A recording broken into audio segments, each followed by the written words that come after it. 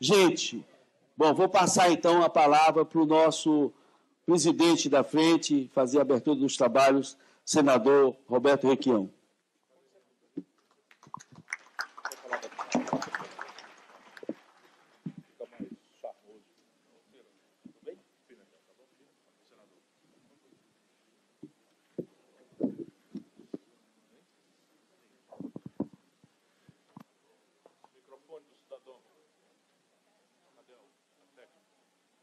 No microfone de pé.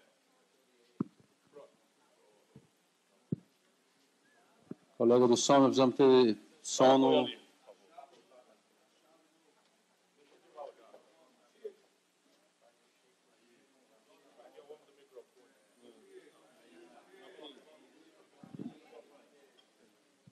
Alô, pronto, senador.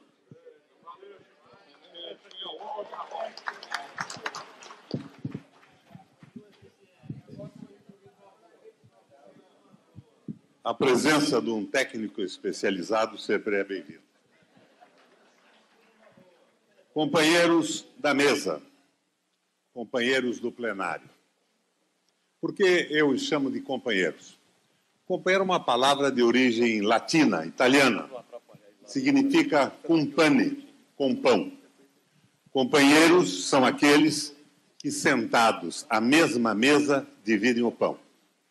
O pão doce e farto dos bons momentos e o pão amargo e parco dos momentos difíceis, que são, Ciro, os momentos que nós estamos vivendo hoje no Brasil. Nós temos um governo que se coloca num quadro que responde a um perfil internacional. E nesse lançamento da frente, eu queria iniciar esta nossa conversa, que será seguida por outros companheiros da mesa ou não, com este contexto onde se insere o que está acontecendo no Brasil. Porque o que acontece aqui tem acontecido há muitos anos no mundo e fundamentalmente na Europa. Eu diria a vocês que lá atrás, com a queda do nazismo, do nacionalsocialismo, e com o estabelecimento do comunismo na União Soviética, países da Europa, com o pavor da experiência comunista, passaram a construir o que nós poderíamos chamar, Ciro, de Estado social. O Estado que respeita o trabalho, que respeita as minorias, o direito das mulheres, que se viabiliza num contexto de sustentabilidade, o que significa também o respeito à natureza. E o Estado social avança até que, com a queda da referência da União Soviética, em função de uma série de problemas internos, vemos um recrudescimento do domínio anterior e desejado do capital financeiro sobre o Estado. Esse recrudescimento se organiza num tripé. Em primeiro lugar, a precarização do Estado, com superpoderes para o capital financeiro através da magnificação do Banco Central.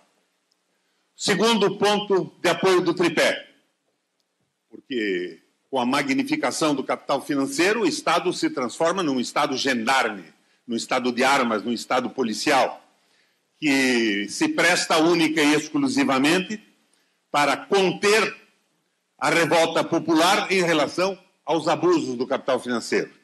Mas o segundo ponto de apoio é a precarização do parlamento, através do financiamento privado de campanha.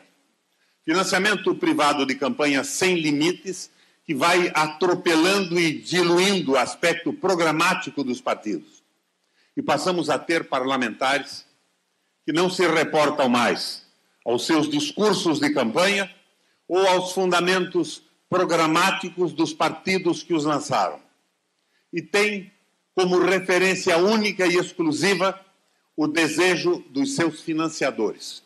Não existe mais partido, não existe mais compromisso programático, e apenas se reportam aos desejos e imposições dos seus financiadores de campanha. É a precarização do parlamento. Isso nós vemos no Brasil em todas as instâncias, desde as câmaras municipais, às assembleias legislativas e, tragicamente, de forma brutal, no próprio Congresso Nacional. Terceiro ponto de apoio desse tripé de avanço do capital financeiro sobre o Estado é a precarização do trabalho, é a precarização dos direitos do trabalhador, o negociado se sobrepondo ao legislado, paralelamente ao fim da previdência pública. Então, nós passamos a ter um Estado em que a visão da fraternidade e da justiça social é completamente eliminada e que se reporta única e exclusivamente aos desejos do capital. É um quadro de uma moldura internacional, ao qual nós poderíamos contrapor hoje uma aliança entre o trabalho e o capital produtivo. Capital produtivo é o capital que investe numa fábrica, que investe num projeto de serviços, que gera salários, que produz bens, viabiliza empregos e condição de vida aos seus trabalhadores. O capital financeiro é o capital vadio, é o capital que não produz o botão de uma roupa, que não produz a peça de uma máquina, que não presta um serviço, mas vive, basicamente hoje, no Brasil e no mundo, do financiamento da dívida pública, a qual ele forçou estados soberanos a contraírem de uma maneira rigorosamente ilimitada. Este avanço do capital financeiro se traduz no Brasil num golpe parlamentar que derruba um governo constituído e garantido via eleição, através do voto popular. E este governo, de uma forma bem sintética, apresenta um projeto. É o projeto chamado Ponte para o Futuro, que é o projeto do capital financeiro consolidado, por exemplo, pelo Acordo de Washington, que transforma um país como o Brasil de país soberano numa espécie de Estado associado a grandes potências ou a grandes interesses econômicos. A Ponte para o Futuro. A Ponte para o Futuro propõe que o Brasil seja o celeiro do mundo, fornecedor de commodities, de produtos não industrializados, agrícolas ou minerais, em estado natural, baixo teor de industrialização. Propõe uma agricultura de alta tecnologia e grande mecanização. Ora, a tecnologia e a mecanização no Brasil já estão avançadas e a nossa produtividade, Ciro, é igual ou superior, por exemplo, à produtividade norte-americana. Mas eles propõem a venda ilimitada de terras brasileiras para fundos de pensão ou interesses estrangeiros no Brasil, sem limite de tamanho, e o avanço da produtividade seria conseguido através da injeção de mais capital e ocupação de territórios como o território da Amazônia, que se pretendeu entregar, e não se desistiu disso ainda, a mineradoras canadenses para predação, ocupação e desmatamento. Isso provocou uma reação internacional que vocês todos devem ter acompanhado. Mas esse tipo de modelo, tecnologia alta e mecanização, obviamente desemprega. Ele não leva em consideração a agricultura familiar rural, que produz 70% de tudo que nós consumimos na nossa mesa, o que alimenta a população brasileira. E ela provoca um desemprego brutal. O governo tem uma solução para isso também. E a solução é semelhante à solução da industrialização chinesa lá atrás. Só que a China, quando o capital americano passou a sair dos Estados Unidos para utilizar a mão de obra baratíssima chinesa, em substituição à mão de obra que era alimentada por conquistas sociais consistentes dos Estados Unidos, a China vivia uma relação de trabalho quase que feudal. Quando eles entraram na China, nas zonas especiais de exportação, Para um chinês conseguir, mesmo a baixo salário, uma remuneração, significava garantir a melhoria do seu almoço e o jantar da sua família. No quadro de desenvolvimento chinês da década de 70, sem sombra de dúvida, isso era um avanço.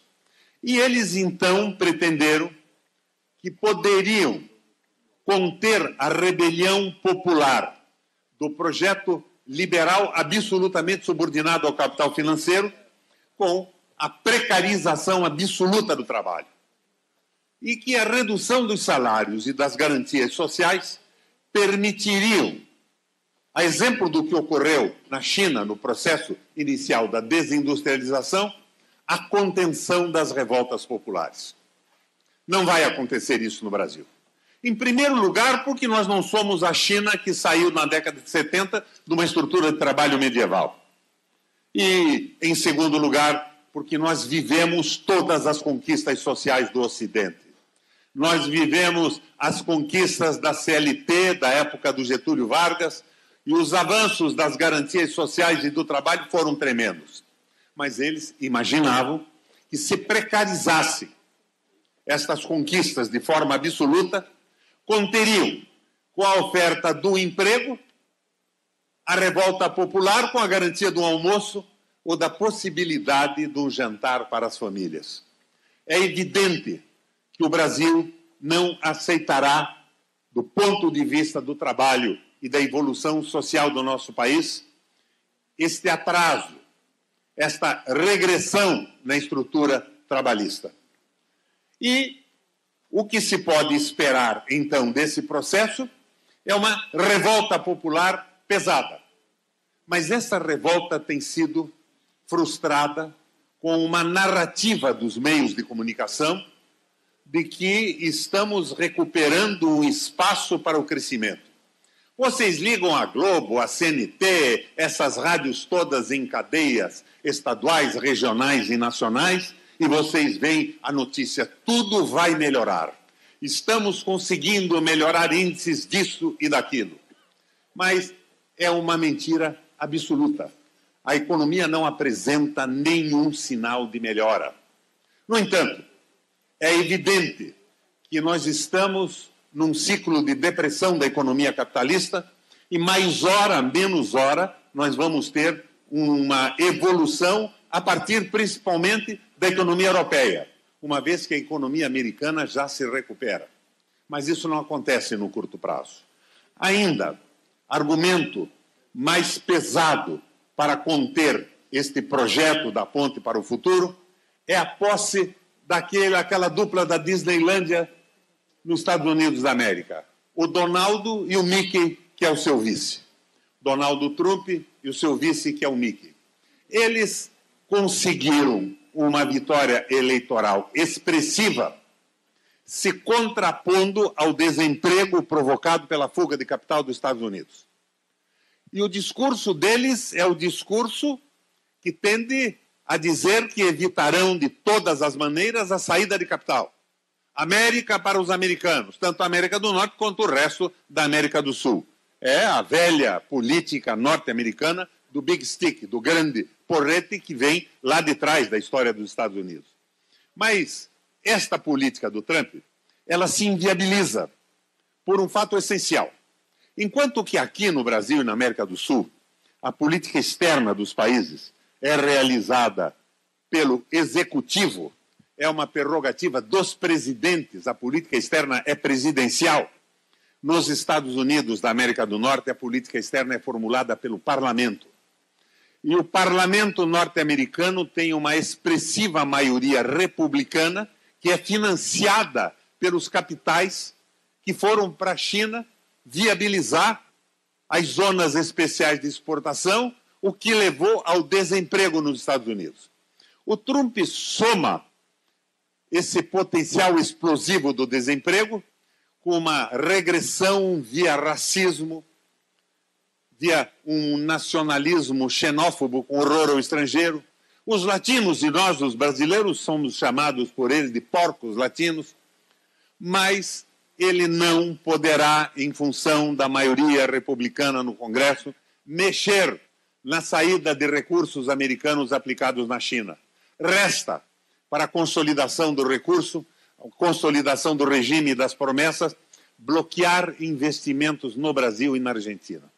Então, esta proposta liberal, que já era inviável em função da resistência e do avanço social do trabalho no Brasil, se inviabiliza de forma praticamente absoluta pelas suas próprias contradições internas, pela inocência ou absurdo da sua formulação e pelas atitudes do presidente Trump nos Estados Unidos, que está vetando, por exemplo, a entrada do Brasil na OCDE. Eles querem o Brasil como seu quintal. E esta é uma proposta que, lamentavelmente, atinge todas as potências que se organizam no mundo hoje. Antes de ontem, eu jantei na Embaixada da China. A China está com 200 empresas instaladas no Brasil. E, de repente, o embaixador nos dizia: o nosso interesse muito grande é o Nordeste. Mas por quê? Porque nós queremos plantar cana no Nordeste. Nós temos um programa chinês de evitar a contaminação do ar pela queima do petróleo e dos resíduos, e nós estabelecemos que 20% do combustível queimado na China tem que ser do etanol. Vejam vocês. Então, a proposta dos BRICS, como a proposta dos europeus ou a proposta dos americanos, é ocupar o nosso espaço territorial, nos transformando num celeiro do mundo, produtor de combustíveis menos poluentes e de um trabalho semi-escravizado. Não há que se esperar atitudes do famoso capital externo, venha da onde vir, inclusive dos BRICS, que interaja no sentido da melhoria da condição de vida do povo brasileiro. Apresentei para vocês o perfil de uma tragédia. Mas existe saída para isso, Ciro? Claro que existe saída. Vamos, de uma forma rápida e à medida da minha possibilidade pedagógica, descrever a recuperação da Alemanha nos anos 30 e dos Estados Unidos nos anos 30. A Alemanha quebrou, perdeu a guerra para a Inglaterra e a França, e o Tratado de Versalhes, que foi o Tratado da Paz, lhe impõe sanções tão pesadas que praticamente tudo que a Alemanha produzisse seria pagamento de indenização de guerra. A economia se inviabilizou de forma absoluta. A moeda alemã, como a nossa hoje, não tinha conversibilidade. Mas o capital alemão sobrevivia da rolagem da dívida alemã, com juros altamente atrativos, enquanto que não havia, na verdade, possibilidade concreta de investimentos na produção, da indústria ou dos serviços. A Alemanha tinha o capital girando, correndo atrás do próprio rabo, ganhando e acumulando valores, mas esterilizando a possibilidade de investimento na produção, desenvolvimento e multiplicação do trabalho. Um liberal alemão, chamado Horace Greeley e Alma Sachs, assume o comando da economia alemã. Da noite para o dia, ele esquece que era liberal e passa a ser alemão. Primeira providência que toma, uma providência clara e singela. A Alemanha só compra de países que da Alemanha comprarem.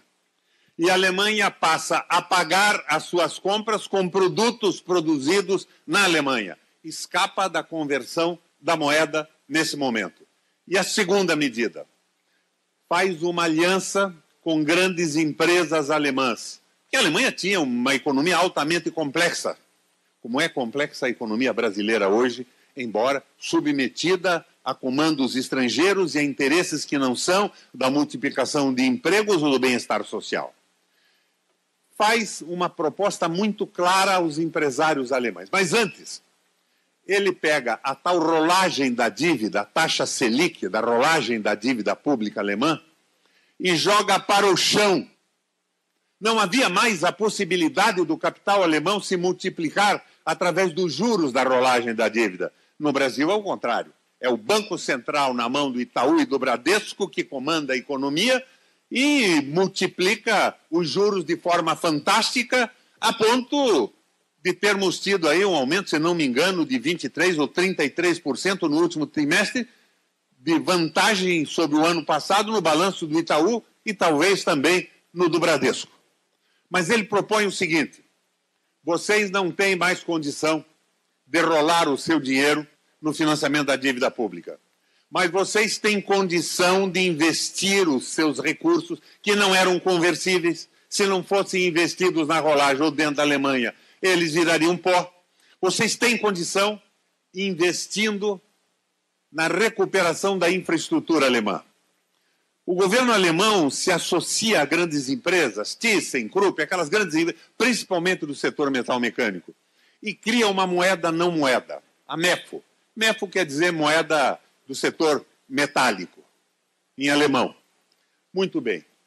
Esta moeda, que era uma letra, não era moeda, ela não emitia um papel, ela não punha nada em circulação, portanto, ela não era inflacionária, era garantida pelo Banco Central Alemão com juros de 4,5% ao ano, o que é um juro extraordinário, ontem e ainda hoje, para qualquer tipo de investimento produtivo, fundamentalmente garantido pelo Banco Central.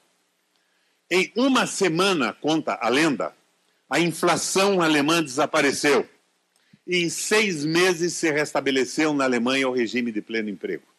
Por quê? Uma associação do Estado com o capital produtivo. É bem verdade que não havia, por parte de Al-Mashach, nenhuma preocupação social. Ele não se preocupou com o salário mínimo e com o emprego dos alemães, foi uma consequência da oportunidade que ele deu ao capital. Aliás, nós sabemos hoje que o capital nunca se preocupou com emprego e produção. O capital se preocupa com a sua multiplicação. Vez por outra, precisa investir na produção, gerando empregos, porque não existe outra maneira de ganhar dinheiro. Se se der ao capital a oportunidade, por exemplo, de investir na dívida, como a dívida pública brasileira, vocês vão ver o que vem acontecendo desde a época de 80, da década de 80. A industrialização do Brasil vai desaparecendo. Na década de 80, o Brasil produzia industrialmente mais do que os tigres asiáticos. Quais eram os tigres asiáticos, parceira? Tailândia, Malásia, Coreia do Sul e China. Hoje, 40 anos depois, nós não chegamos a produzir mais do que 15% do que eles produzem. Porque nós entramos na aventura da Guerra Fria, domínio absoluto dos Estados Unidos. O Brasil não poderia fazer isso, não poderia investir naquilo, e isto conteve de forma brutal o nosso processo de desenvolvimento, que tinha sido, de certa forma, garantido até pelo governo militar, que, com todos os seus absurdos defeitos, foi, na sua essência, um governo nacionalista. A Alemanha se recupera, mas há outro exemplo fundamental que eu tenho que expor para vocês no lançamento da nossa Frente pela Soberania. Com a crise imobiliária da década de 30 na Flórida, quando os imóveis da noite para o dia passaram a valer o que realmente valiam, e não o que uma supervalorização imobiliária havia simulado, os Estados Unidos quebrou. No início, o sujeito tinha um terreno que valia $10 mil. Não havia emprego, a recessão era muito grande, e ele conseguia financiar num banco esse imóvel por $20 mil. Mais adiante refinanciava por 40, mais adiante por 80.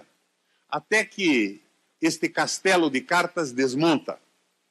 E desmonta de uma forma brutal, porque durante esta valorização do mercado financeiro, os Estados Unidos deixou de investir em planejamento de médio e de longo prazo, em tecnologia industrial, e regrediu, inclusive industrialmente, do ponto de vista da tecnologia. Mas daí a crise começa. O presidente era o Franklin Delano Roosevelt. E ele começa um projeto de recuperação que chamou-se New Deal. No nosso português, aqui, um novo pacto. Nos Estados Unidos, naquele momento, o industrial se destacava. Era o Henry Ford. O Henry Ford se apropriou das ideias de um economista famoso na época, e importante até hoje no mundo, chamava-se Taylor. Taylor dizia o seguinte: nós aumentamos a produtividade com a especialização do trabalho. Ford pega essa ideia da especialização do trabalho e coloca numa linha de montagem. Na montagem dos seus automóveis, o Fordinho, que todos nós conhecemos. Eu até tenho um numa coleção privada. Pois muito bem. Então, um grupo de trabalhadores especializados montava a caixa de troca, o outro montava o diferencial, o outro montava a parte elétrica, e com uma velocidade incrível o carro era montado, aumentando de forma brutal o resultado do trabalho especializado dos funcionários do Ford. Mas isso empolgou a economia norte-americana. Essa empolgação chegou ao limite absurdo do presidente Roosevelt chamar o Ford para condecorá-lo numa cerimônia expressiva. Paz, meus senhores, Henry Ford publicamente recusa o prêmio. Estupefato, Roosevelt pergunta a ele: mas por que a sua recusa? Eu estou recusando porque a linha de montagem especializada impede o desenvolvimento americano e a saída da crise. Mas, meu Deus, por que isso acontece? Acontece porque nós não temos mercado de consumo e nós estamos aumentando brutalmente a produção sem ter quem compre. Nós vamos jogar os Estados Unidos da América numa situação irremediável. Meu Deus, diz o Roosevelt, o que faço então? Qual é a saída para isso? Ford não titubeia. Presidente, reduza por lei o horário de trabalho dos trabalhadores americanos e aumente o salário, dando uma garantia de salário mínimo que você, de certa forma, recupera a capacidade de consumo dos Estados Unidos da América. Foi o caminho. Foi o começo da recuperação norte-americana. Então, introduzida pelas ideias de Ford, o novo pacto americano passou a trabalhar também a política social de valorização do trabalho, com a diminuição da carga horária e dos horários dos trabalhadores. Mas não foi só isso. Veio, ao lado disso também, daí já disciplinado por economistas que hoje são famosos no mundo como Keynes, os grandes investimentos públicos. Não na parceria com empresas privadas, como ocorreu na Alemanha, mas com grandes empresas públicas voltadas ao abastecimento elétrico, à indústria metalmecânica, à construção de portos, de estradas, de colégios e de hospitais. Empresas públicas são as famosas autoridades do Tennessee, onde começou esse projeto. O Estado, investindo pesadamente, quebrou o ciclo depressivo da economia americana e colocou a fazer girar a roda da economia de uma forma favorável ao emprego e ao desenvolvimento. Vocês estão vendo que nós estamos fazendo exatamente o contrário no Brasil? Que nós estamos diminuindo os salários, liquidando direitos, que nós por 20 anos congelamos os investimentos públicos do Brasil de uma forma absolutamente estúpida, sonhando o sonho de alguns equivocados que se encantaram com o liberalismo econômico e o dinheiro no bolso de outros tantos corruptos que comandam a República junto com Michel Temer. Porque no Brasil hoje parece óbvio para 97% dos brasileiros que nós não temos um governo, nós temos uma quadrilha. E temos um congresso de zumbis, mortos-vivos, que por vantagens pessoais, pela ilusão de que trazendo uma ambulância, fazendo um puxado numa escola ou numa creche, irão perpetuar e garantir os seus mandatos, nós estamos consagrando essa loucura toda que vem na contramão do interesse e do desejo do povo brasileiro. Eu não vou dizer a vocês que nós não precisamos de algumas mudanças na CLT. Comecei a minha vida, Ciro, como advogado trabalhista. Eu conheço as quadrilhas de advogados que acionam um patrão que demite o empregado, mesmo que o empregado tenha tentado matar a martelada a mulher e a filha do patrão durante o expediente. porque se transformaram também em industriais da legislação trabalhista.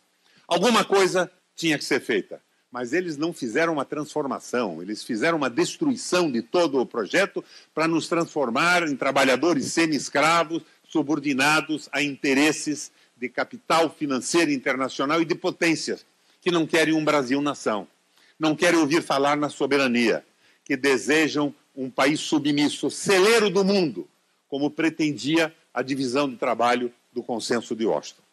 Nós temos saída. É claro que nós temos saídas. Os exemplos são aí os exemplos alemão, os exemplos americanos e o próprio exemplo do Japão, que fez uma parceria através do Keidanren. Keidanren era uma associação do Estado com os principais industriais japoneses que viabilizou também uma retomada brutal do desenvolvimento, ao mesmo tempo em que desrespeitavam de forma absoluta a legislação de patentes através da retroengenharia, desmontando, montando de novo, fazendo melhor, não respeitando patente alguma e avançando. O problema do Brasil é um problema de fácil solução. Nós temos aí quase 400 bilhões de reservas cambiais. Podiam alavancar uma retomada do desenvolvimento. Nós não temos grandes empresas do setor metal mecânico como tinha a Alemanha. Temos empresas, mas não desse porte, em outros setores. Mas nós temos a Petrobras. A Petrobras revitalizada e capitalizada era responsável por cerca de 80% de todos os investimentos feitos no Brasil até muito pouco tempo. E a Petrobras pode fazer, se reconstruir e ser retomado o processo da cadeia de desenvolvimento produtivo no Brasil. Temos todas as condições de saída. O que nós não temos é governo, o que nós não temos é Congresso Nacional. Mas, fundamentalmente, nós não temos, nesse momento, uma direção clara e um entendimento preciso do que pode ser feito e de quais são as causas reais da crise que nós estamos vivendo. Nós temos mobilizações pontuais. Alguns grupos ligados a uma estatal que está sendo liquidada protestam, mas sem a compreensão do todo.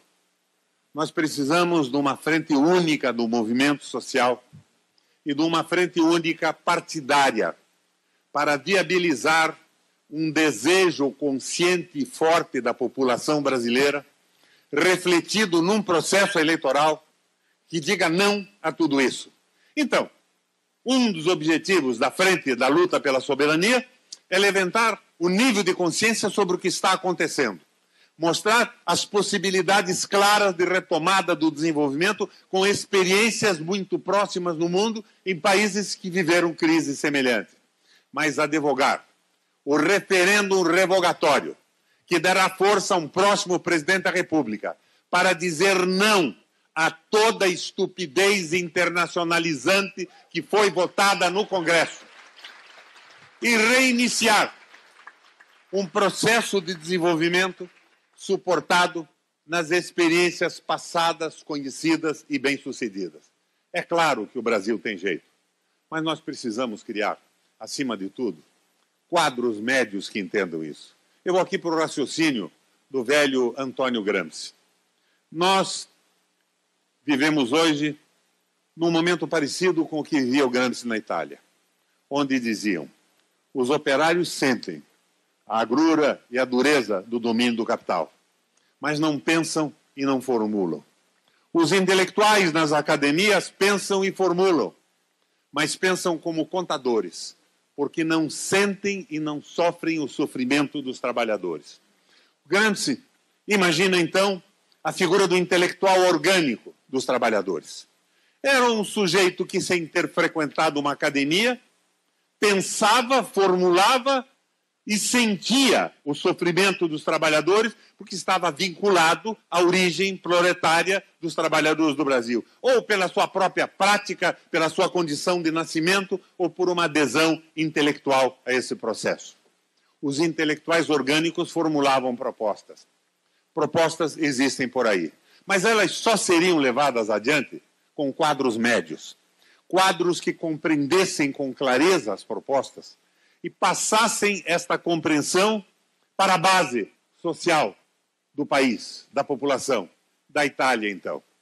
Lá atrás, os trabalhadores, que não teriam condições menores que os intelectuais, mas não tiveram a oportunidade de frequentar escolas, de ter tempo para trabalhar, para refletir, presos na escravidão de um trabalho mal pago. Com isso, se mobilizava o processo.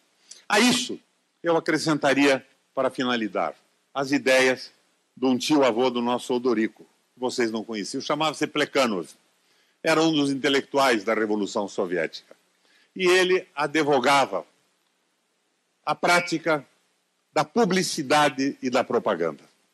A publicidade, dizia o tio-avô do deputado Odorico, é o aporte de um conjunto de ideias lógicas para um pequeno grupo de pessoas. Seriam os quadros médios. E a propaganda é a compactação dessas ideias em alguns slogans simples que mobilizem a população. A Frente da Soberania Nacional está tentando fazer isso. Nós não temos a pretensão de nos dirigirmos a incríveis e numerosas plateias de militantes, de brasileiros revoltados e insatisfeitos. Mas nós estamos tentando trazer o debate para quadros médios que tenham acesso à informação. Não precisam ser acadêmicos, frequentadores de universidades ou possuidores de títulos, mas que tenham a condição de raciocinar em cima disso e ajudar a grande mobilização, que deve desaguar num referêndum revogatório e a reconstrução de um Brasil sob o signo da fraternidade. Como diz o nosso Francisco. Francisco é o Papa, Francisco Bergoglio, que apesar de ser argentino é um sujeito excepcional. O Papa já deixou claro,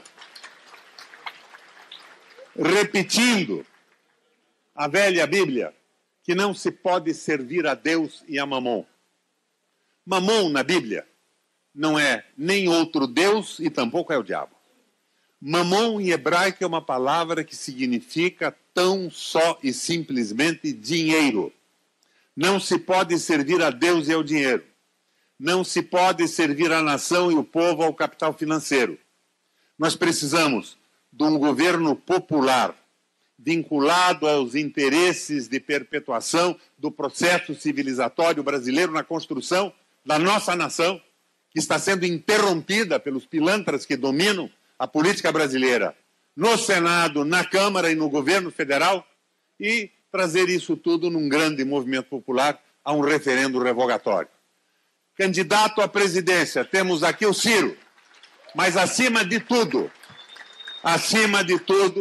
nós precisamos de uma proposta clara que possa ser formulada e viabilizada, por exemplo, com as nossas reservas cambiais e exemplos de recuperações econômicas de países num passado muito recente, mas que sejam calçadas pelo entendimento de uma população que vai garantir ao governo as mudanças. É a recriação do Brasil que foi interrompida por um golpe amalucado, ao qual eu e seguramente os companheiros que estão nessa mesa se opuseram com firmeza. Obrigado, minha gente.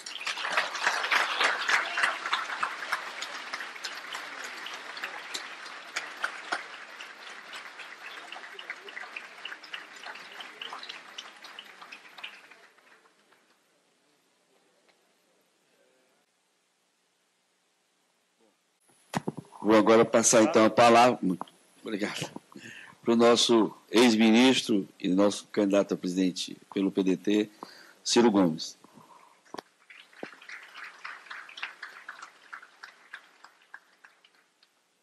Boa tarde a todas e a todos. Eu quero pedir permissão aos conterrâneos cearenses, Odorico, meu estimado amigo, Elmano, meu estimado amigo, e Zezinho Albuquerque, meu estimado amigo, para cumprimentar a mesa toda nas pessoas desses três brasileiros absolutamente respeitáveis, mais que isso, brilhantes pelo rápido testemunho que cada um deu aqui. Meu velho e querido amigo senador Requião, meu velho e querido amigo deputado Celso Pancera e meu caro estimado amigo deputado Patrus Ananias, que vem das Minas Gerais para encantar o Brasil aonde quer que caminhe. Veja, depois de se ouvir coisas tão lúcidas, tão concretas, tão contundentes, há uma vantagem de você poder encerrar brevemente sua intervenção dizendo: faço minhas as palavras de cada um dos que me antecederam. E eu, por prudência e recato, deveria fazer basicamente isso. Mas eu queria fazer alguns destaques que eles não fizeram, porque elogio em boca própria é vitupério, e nesse caso eu quero fazer a devida menção. Há uma importância transcendental nessa iniciativa, senador Requião. Meu caro Pancera, meu caro Patrus. Há uma transcendental importância nessa iniciativa, pelo menos de duas gravíssimas naturezas. A primeira é que vai se demonstrando pelo exemplo de que o santuário da democracia, que é o parlamento, não pode ser confundido com o pardieiro de pilantras que parece ser hoje a maioria do parlamento. É preciso, para que os amantes da democracia tenhamos exemplos para que a população volte a confiar de que, se há tão expressivo número de pilantras do parlamento, isto se deve a um problema que é um pouco mais cá embaixo do que lá. Porque é preciso que a gente, com toda a fraterno carinho, com a fraterna solidariedade, compreendendo os constrangimentos que pesam sobre o nosso povo, ajudar o nosso povo a lembrar, volto a dizer, pelo exemplo, porque o palavrório político anda muito desmoralizado, de que todos que ali estão eleitos pelo povo. Portanto, se é tão extensa a presença de bandidos, de ladrões, de entreguistas do interesse nacional, de perseguidores do interesse do pobre, é preciso que o pobre, que o nacional, que o brasileiro dê valor ao seu voto. E é preciso que, pelo exemplo, a gente mostre ao povo que não é verdade o que a manipulação moralista dos imorais do centro do poder do Brasil fazem, de não distinguir o joio do trigo. Porque para a grande mídia é bom que a população pense que a política não tem decência, que não tem espírito público, porque eles sabem que só a política pode desestabilizar esse pacto reacionário, conservador e entreguista que está infernizando a humanidade, especialmente o nosso país. E o exemplo também, a outra razão transcendentalmente importante, é aquilo que, de forma absolutamente brilhante, mais uma vez, o que nele é muito comum, o senador Requião nos faz pensar, lembrando Gramsci. É a busca por uma hegemonia moral e intelectual que nós, do campo mais nacional, mais progressista, mais popular do Brasil, perdemos. Se nós não tivermos clareza, humildade, sensibilidade para compreender que nós perdemos a hegemonia moral e intelectual do debate brasileiro, permitindo que acontecesse o que está acontecendo, nós não acharemos de novo o fio da meada de reconectar o nosso coração e de reafirmar a hegemonia moral e intelectual dos valores da decência, dos valores da república, dos valores do compromisso com os mais pobres, dos valores com a defesa do interesse nacional. Porque estes valores todos estão sob grosseiro ataque. E esses ataques não se fazem para a inteligência do povo. Se fosse, nós ganharíamos. Esses ataques se fazem por adjetivos que, ao serem novelizados, promovem a percepção de uma generalização incabível. Por exemplo, existe ou não existe corrupção na política? Basta, então, que se pegue o mau exemplo impune, se ponha novelizado diariamente em horário nobre nas organizações da grande mídia, nepotista e corrupta que comanda o país, e não se faça o contraponto, para nem sequer mencionar, ainda que seja por mera obrigação, de que há muita gente séria e decente. Vocês já viram alguém dizer assim, ó, tem um bocado de ladrão, mas tem também aqui o Patrus Ananias, que foi ministro, foi prefeito, foi... e aquilo outro, nunca respondeu por um mal feito na vida. Não tem esse contraponto que no mundo, por exemplo, lá fora, mais civilizado, sempre há. De maneira que discutir com a população, afirmando, tentando criar uma consciência, não é, média, criar uma corrente de opinião que não alise nossas contradições, que não doure a pílula daquilo de errado que eventualmente fizemos de boa fé, porque senão nós não reconectaremos o nosso coração. E aí, exercitar soberania, meus compatriotas brasileiros, mais que isso, meus irmãos queridos cearenses, Soberania, se foi dita pelo Patrus, que é a capacidade de se tratar com decência, com dignidade, com solidariedade os mais pobres, pode também ser vista igualmente como a capacidade de uma comunidade nacional mandar no seu próprio nariz. E hoje o jogo é este. Não creio que haja qualquer tipo de solidariedade internacional. As relações internacionais, eu não gosto disso, apenas afirmo para constatar, ainda são assentadas basicamente por interesses e força, violência. O que guia hegemonicamente as relações internacionais são interesses. E esses interesses, uma vez contrariados, são defendidos por força. Força ativa ou meramente força dissuasória, força iminente. E o Brasil perdeu a sua soberania porque, como dizia o velho Getúlio Vargas, que imolou-se em nome destes valores que nós estamos tratando em pleno século XXI, se suicidou para fazer um manifesto à nação brasileira, excitada igualmente naquela data contra seus amigos, para atender aos seus algozes, mesma reunião de conversa mole moralista, de ajuizamento generalizante de que a política é um pardieiro de pilantras que alcança até o Palácio do Catete, avança até o filho e o braço direito do Getúlio, a mesma conversa. Rigorosamente o mesmo arranjo de forças, e como é muito cedo isso, foi em 54, os mesmos interesses específicos, petróleo, mercado nacional, regulação do sistema financeiro, tributação da remessa de lucros, afirmação de uma rede institucional, legal, de proteção aos interesses superiores de uma nação civilizada, que são os interesses da força do trabalho, pela CLT.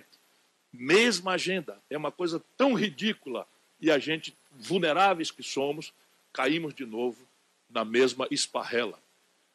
E repare bem, se o Getúlio dizia que a independência política é um ato de vontade, é um ato de vontade, arriscado muitas vezes, não foi o caso brasileiro, pacífico, pode haver essa possibilidade, afinal de contas, um gesto simbólico de desembanhar uma espada na beira de um riozinho mequetrefe como o Ipiranga, afirmou pela boca de um português que não tinha menor apetite pelo Brasil, a independência nossa, pelo menos como conta as historiografias oficiais.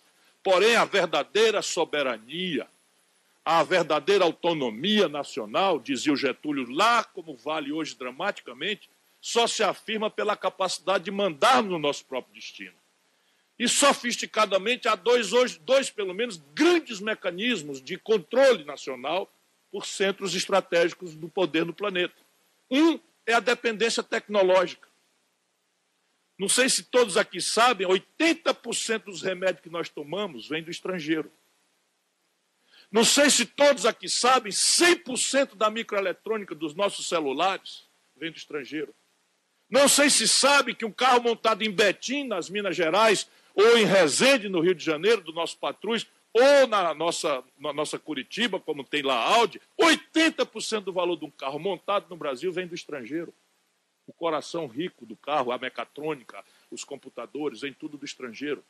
Não sei se sabem, toda a informática embarcada ou diretamente utilizada por nós, pelos computadores, caixas eletrônicas, catraca eletrônica de cinema, bilheteria para se identificar na entrada da Assembleia, tudo vem do estrangeiro.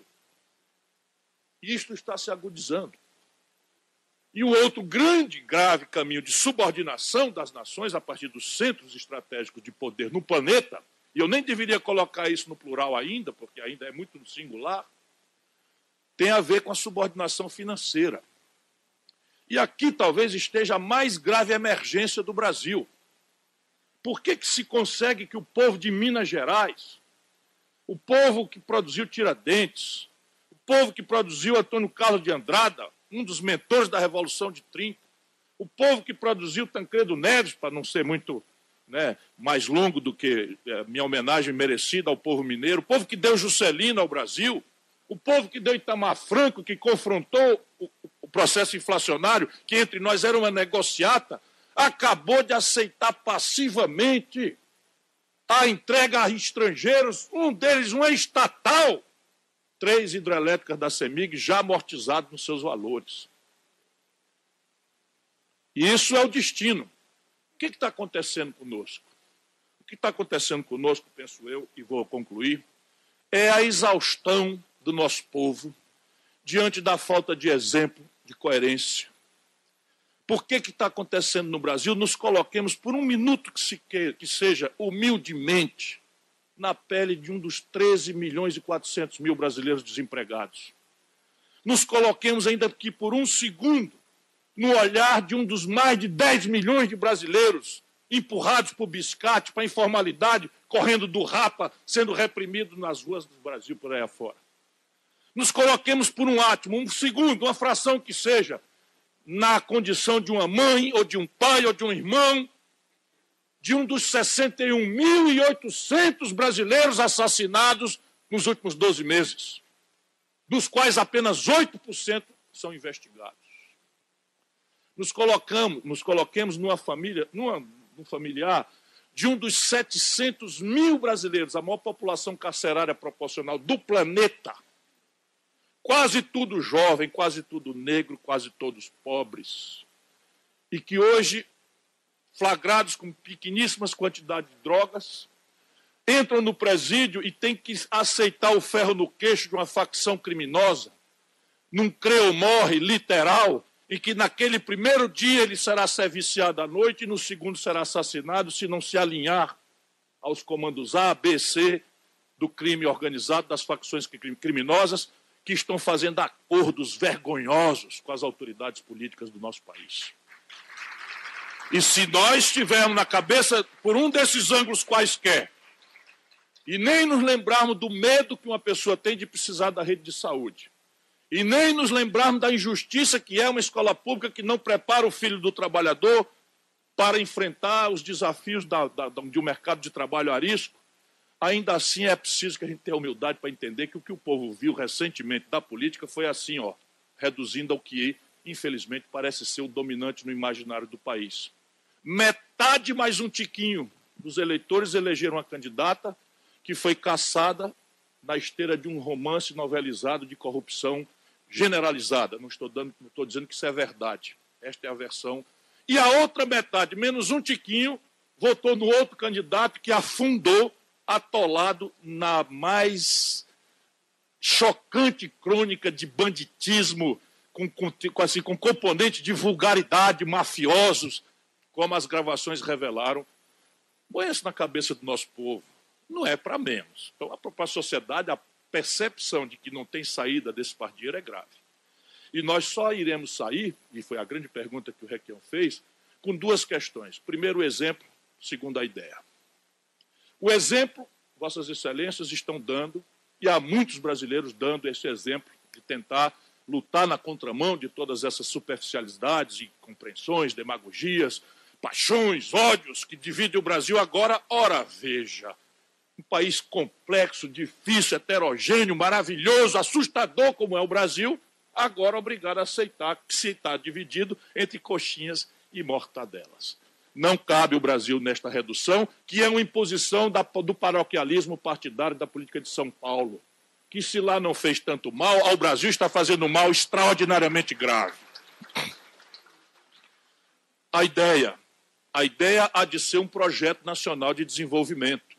E cada palavra dessa, para além de significar coisas muito complexas, impõe uma consciência que nós precisamos ter de que é um punhado grave, ameaçador de conflitos. Porque projeto supõe encerrar a mitologia neoliberal, que nos foi vendido como ciência boa e até hoje nos é replicado como ciência boa, mesmo depois da derrocada de 2008, em que nem no Fundo Monetário Internacional se encontra mais um papel, um texto, um rabisco de alguém que ainda tem a coragem intelectual de defender uma impostura dessa que produziu a maior hecatombe do capitalismo global, no centro do capitalismo global, que é a América do Norte, em 2008. Só nós é que estamos replicando, mofado, esse thatcherismo desmoralizado intelectualmente e pela observação empírica do que tem acontecido na humanidade. Pois bem, o projeto nega tudo isso. Não será o espontaneísmo individualista do entrechoque competitivo das forças do mercado que vai responder ao desafio do desenvolvimento de um país. Nunca foi. Não há precedente. Ninguém precisa ser muito ilustrado, muito brilhante, para tentar responder uma pergunta muito simples. Nós vamos imitar qual exemplo? Nós vamos por qual caminho? Qual foi a nação do planeta que dispensou a presença do seu Estado Nacional e entregou os atos e tratos e desafios e complexidades do desenvolvimento ao espontaneísmo individual do entrechoque do mercado? Nunca houve. Só quem não conhece como é que funciona a compra governamental americana a pretexto de defesa, a pretexto de corrida aeroespacial, a pretexto de saúde pública, financiando aos bilhões com dinheiro público, não é? A pesquisa, o desenvolvimento, a extensão disso, e a compra governamental produzindo. Ainda assim, hoje, o Donald, é muito boa essa, o Donald, né? O Donaldo está discutindo taxa de câmbio com a Angela Merkel, está discutindo a alocação de empreendimento industrial japonês do outro lado da fronteira. O nome disso é política industrial de comércio exterior, o nome disso é projeto nacional, o nome disso é distorção do mercado para atender ao interesse nacional, assim como ele lá o vê. Não é? Porém, não basta de ser um projeto que diga o que é que queremos ser, com começo, meio e fim, quais são os prazos, quais são as metas, quais são os objetivos, qual é a bodega que sobrevive nesse mundo sem um plano. Então, uma nação vai viver sem um plano. Qual é o plano? O que é que o Brasil quer ser? Onde nós estamos e para onde fomos? Para onde vamos? Em matéria de energia, de aço, de escola, de saúde, em matéria de divisão internacional do trabalho. Por que nacional? Ora, porque não há precedente de história de desenvolvimento global. Por quê? Porque nós somos nacionalistas exacerbados, nos arrupiamos quando ouvimos o hino nacional? Também. Mas não, negado. O problema é que a condição de produzir, a condição de trabalhar, portanto, de ter emprego, de ter dinheiro para pagar saúde, educação, segurança, é um fato que não é global.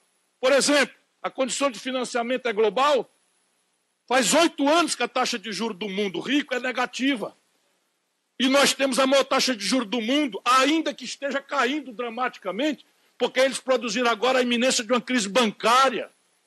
Já há quase 600 bilhões de reais de crédito de recuperação duvidosa na contabilidade oficial dos bancos, parceira. Eles estão atirando no próprio pé, por isso que estão correndo atrasado para reduzir a taxa de juros. Mas ao reduzir em cima da mesa, estão fazendo canalices, tipo operação compromissada, Raquel. No mundo inteiro, operação compromissada significa 2 a 3% do volume bruto. No nosso país, e isso merece uma denúncia para o Ministério Público, esta gente está hoje com 1,184 trilhão de reais de operação compromissada, vencendo em 4 dias. Eles vão fraudar as eleições. Se qualquer um de nós tiver a iminência de ganhar as eleições e não beijar a cruz do rentismo, eles vão fazer um ataque especulativo ainda na véspera da eleição contra o real. 4 dias, patrões, é o vencimento da tal operação compromissada, que é uma operação para ajustar a liquidez de curto prazo entre os bancos privados. No Brasil, o titular, quer dizer, o passivo, é o Banco Central brasileiro. Canalhas, canalhas, canalhas, que inventam nomes mirabolantes para poder falar nos salões aquilo que a gente acusa um menino de assaltar como bandido. Para eles é swap cambial, operação compromissada, e isto nada mais é do que roubo, assalto à mão desarmada. Ladruagem da pura e boa, e grande e volumosa. Tem saída? Tem. Agora, por que não pode ser global? Porque o nível de maturidade tecnológica não é global. O Brasil tem um retardo tecnológico extenso e está piorando com todas as coisas, os dados que o Pancera nos deu aqui, e nós estamos simplesmente pagando mais de 10 bilhões de dólares alugando a inteligência dos outros, naquilo que se chama royalties. E por que de desenvolvimento? Porque acreditem, meus companheiros da mesa, meus irmãos e minhas irmãs do auditório, o Brasil faz muitos anos não tem o menor compromisso com crescer. Porque nós montamos uma TREMP, câmbio, me lembro do Bolsonaro perguntado sobre o tripé macroeconômico. O tripé macroeconômico é assim: câmbio flutuante, superávit primário e meta de inflação. Esta TREMP pretende colocar a economia brasileira no piloto automático. Então, qualquer um pode ser presidente da República, desde que não mexa no que interessa. E aí, as três coisas fazem com que crescimento seja um subproduto. E eu vou terminar. Quer ver? É assim, ó. Em 1980, o Brasil representava, com 130 milhões de habitantes, 1% do comércio do mundo. E a China, na data de 1980, com 800 milhões de habitantes, representava 1% do comércio do mundo. Hoje, o Brasil representa os mesmos 1% do comércio do mundo e a China representa 12,5% do comércio do planeta Terra. Quem está certo? Eles ou nós? Não é para transplantar institucionalidade, não. Cada país tem a sua. Mas os marcos de economia política não são tão vários quanto as institucionalidades. Trata-se basicamente de ordenar que tamanho e presença o Estado tem na relação com a iniciativa privada. Mas não há precedente de nenhum Estado nacional reduzido a uma dimensão mínima e desentranhado da economia em que o mercado sustente desenvolvimento. Não aconteceu jamais. Caramba, se a teoria não serve, por que a gente não observa a realidade dos outros? E isto tem a ver um pouco, e concluo, definitivamente agradecendo a paciência, que o grande problema do Brasil é falta de projeto. Nesses anos de 80 para cá, o Brasil cresceu pífios 2% ao ano em média. A população do mesmo período cresceu 1,7% ao ano. Ou seja, por cabeça, nós crescemos 0,4% ao ano nos últimos 40 anos.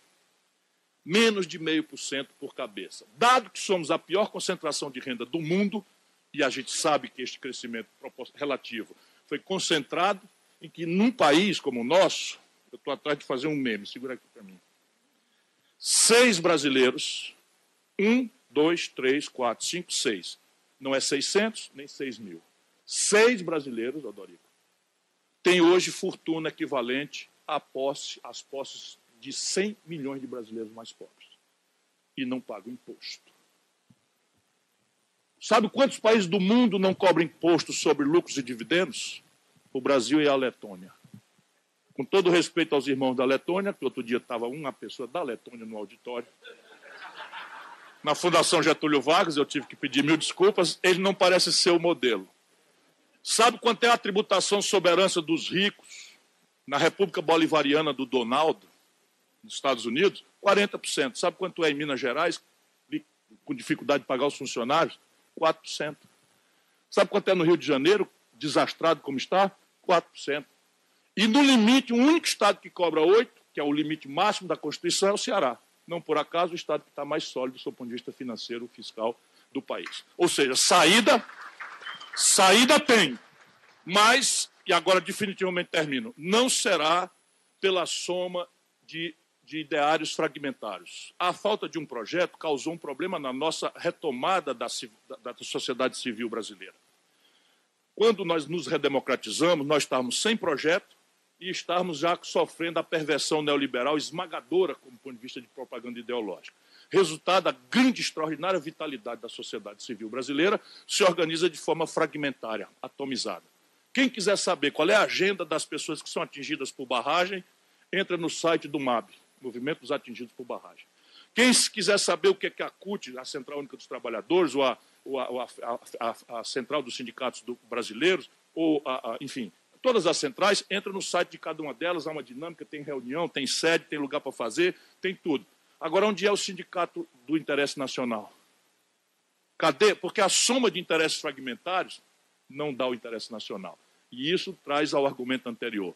Meus parabéns, saibam que vossas excelências estão pintando como aquilo que o Sabedoria Popular diz, um olho em terra de cego. Muito obrigado a todos.